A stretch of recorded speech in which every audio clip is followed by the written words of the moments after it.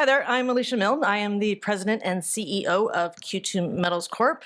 We are a TSX venture listed company based in Canada, and we have two projects that are in the Quebec region.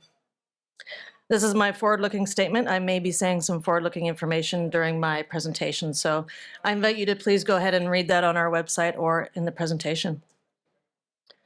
As I mentioned before, we are based in Quebec. We're in the Eeyou Istchee, James Bay area of northern Quebec. You may know a few other companies that are in the region, like Patriot Battery Metals has their Shakatchewin project, and Winsome has their Adina project, and we're at the lower portion of the James Bay area, about 150 kilometers north of the town of Matagami, which is the Canadian National Railhead. You can see us here on the map. We actually have two projects. One is called the Mia project, that's up in the northern portion, and our Cisco project, which is now our flagship project, is down in the southern portion of the area. This is just an overhead shot of the actual Cisco project, so you can see sort of the general area of what it looks like. It's predominantly a forested area.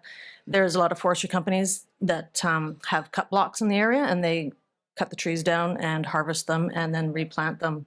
You can see our main discovery zone, which is called the CO1 outcrop up there in the distance. And at the very bottom of this picture here is our last hole of the season in 2024. And that was our drill hole number 23. This is just sort of a map of what the project actually looks like. There's just over 41,000 hectares of mineral claims. The claims were originally staked in 2022, 2023.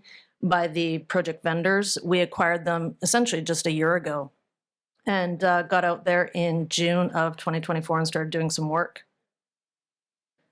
This is the original. This is the map of what we were able to do some sampling on, and we actually went from that CO1 outcrop at the top portion there and managed to do some mapping and sampling of. There's 23 outcropping areas that extend about 1.9 kilometers by about 1.5 kilometers. We were able to get out there drilling right away because the vendors of the project had actually started drilling up in the top portion at that CO1 outcrop. So they had actually drilled 6 holes before they sold it to us. The first 3 they drilled the wrong way, and they managed to turn the rig around and drilled 3 more holes and started getting some spodumene bearing intercepts. We got in there and we started drilling right away and sort of continued along the same line that they were drilling, thinking that the system was running east-west. And as we got to about hole 9 and 10, we realized it was actually trending to the south. So we started following that down, and you can see we started hitting some pretty amazing intervals. So hole 10 there, which was our first sort of hole that was coming to the south, hit 120 meters at 1.72% lithium oxide. Hole 18 was a rather large hole that we hit, 250 meters of a continuous spodumene-bearing pegmatite that ended up coming in at 1.69% Li2O. And then hole 21, which I think got a lot of attention, was a 347-meter intercept of continuous spodumene that ended up grading at 1.35. And our last hole of the season there, again, 188 meters of continuous spodumene-bearing pegmatite. The system remains open, and the winter program was designed to keep extending on what we had originally found there. This is an overhead shot just to sort of show you the area. That's the 850-meter distance between that CO1 main outcrop and hole 23. We did some downhole televiewer measurements in the off season, and just to confirm that we were actually drilling true width and not down dip to the actual system, and yeah, prove that we were, drilling perpendicular to what we were seeing. We've also done some basic mineralogy work, just to confirm that spodumene is the primary lithium-bearing mineral in the pegmatite samples, and that there's no lepidolite, petalite. We're going to be doing some additional testing work over the next few months to see if we can do DMS. And that brings us to the winter program that we're currently drilling right now. We have 2 drill rigs going. The goal is to drill 6,000 to 8,000 meters and essentially keep stepping out from the the last holes that we drilled of the season. So stepping down to the south and then over to the east and doing some pretty aggressive step outs by 200, 400 meter step outs just to continue testing the area.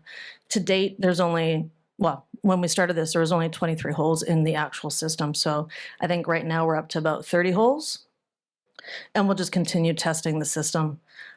We announced the visual results of our first 4 holes of the season. So you can see there that to the east, holes 26 and 24 there continued to hit continuous spodumene pegmatite, slightly smaller intervals. I think we kind of set the bar a little bit high for ourselves with some of those big and enormous intervals last season, but we're still hitting spodumene. And then to the south, you can see there that hole 25 had an interval of about 20 meters, and then hole 27, which had a continuous interval of 179 meters. But what's also to note in that hole is that we also hit another 58 meter continuous interval, and then below that, another 91 meter interval, and that hole actually ended in mineralization.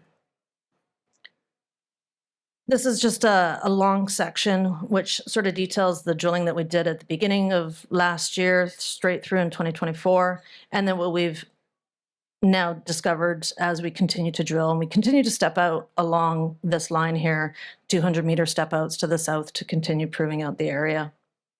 And that last hole, hole 27, actually extended what we had originally seen as being 850 meters for an extra 200 meters.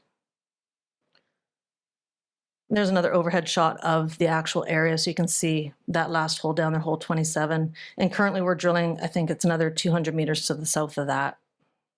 And that drill rig number 1 there is continuing to go to the east. There's another outcrop that we've labeled CO2, and that is a very well mineralized outcrop that we have yet to drill test or do any work around. So we're pretty excited to see what's over that way.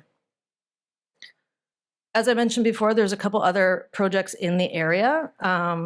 All to the north of us. So you have your Corvette Shakatchewinam project that Patriot has, your Winsome has your Adina project, Rio Tinto / Arcadium with Galaxy project. We're the lowest project in the area closest to the Canadian National Railway. I think that will bode well for us in the future for any potential development scenarios, just being close to infrastructure. And that's the end of my presentation. I'm going to leave you with a picture of what a 347 meter interval looks like. And that's not even all the boxes. There was a few that didn't actually make the picture because the geologist wanted to have a nice little pose there down at the bottom. Thank you.